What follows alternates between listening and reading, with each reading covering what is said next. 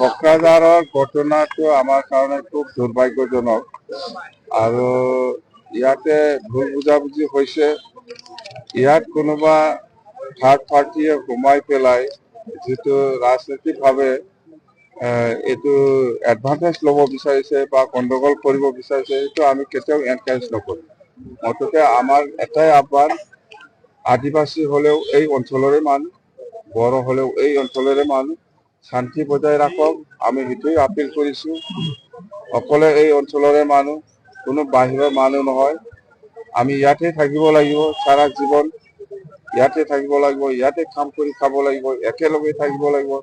ইয়াত কোনোবা ৰাজনীতিক দলৰ এনকাৰেজটো লৈ পেলাই গণ্ডগোলটো বেছি কৰিব নালাগে। মোৰ এটাই আহ্বান। তৃতীয় পক্ষ থাকাৰ সন্দেহ কৰে নেই? আছে আছে, ইয়াত থাৰ্ড পাৰ্টি সোমাইছে, সেইকাৰণে এইবিলাক ঘটনা হৈছে, নহলে এনেকুৱা নহলে হয়। ঘটনা নাই, ইয়াৰ ব্যৱস্থা লোৱা নোলোৱা প্ৰশাসনৰ হাতত। প্ৰশাসনৰ হাতত, আমাৰ হাতত প্ৰশাসন নাই। প্ৰশাসনৰ হাতত আছে, প্ৰশাসনে দায়িত্ব ল'ব, এই চিটুৱেশ্যনটো যেনেকৈ হ'লে কণ্ট্ৰল কৰিব লাগে।